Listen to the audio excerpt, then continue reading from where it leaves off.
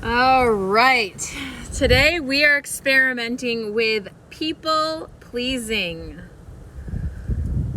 I'm curious, who can admit that they struggle with this? I want to see like a heart or a thumbs up, or I guess heart since we're on Instagram right now, if you struggle with people pleasing. Because I know this is a very prevalent challenge for nearly everybody that's out there. And the problem with it is that over time, it really erodes our self-worth.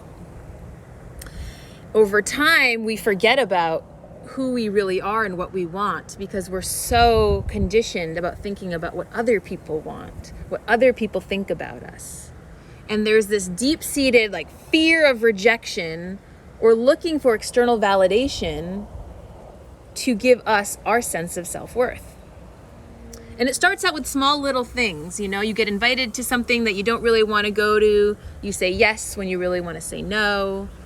Someone offers you something. You're trying to be gracious, so you say yes when you really want to say no. All of that over time and starts to erode your self-worth. And I hate to say this, but it's not a black and white rule either. So it's not like, there are times and places where you're going to do something to please another person. You absolutely should. That is being a generous, kind, loving person. But the key is checking in with yourself and asking what's your intention, what's your reason for saying yes, or saying no, or even better yet, staying silent. This is actually even a bigger one. It's like when you're in a situation and maybe people are gossiping or talking about something that you don't agree with. And rather than speaking up and honoring that truth, you keep your mouth shut and you silence yourself because you want to fit in that moment.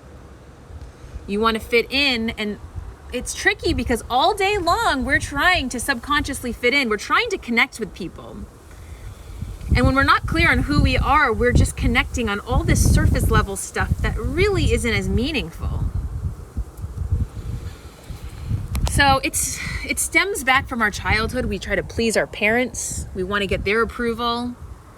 Then it goes into the classroom with our peers. We want to fit in with our peers. We want our teachers to approve of us.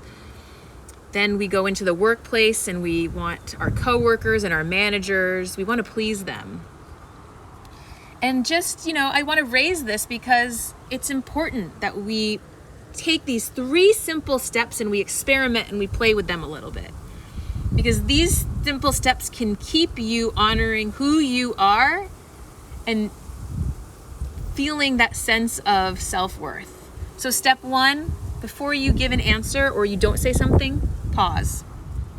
And just check in with yourself. Step 2, get curious. Like, ask yourself, why am I staying quiet here when I feel so strongly and differently about what they're talking about?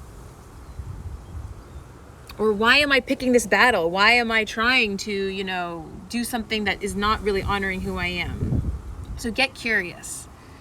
And then number 3, respond from a place of trust and love and vulnerability.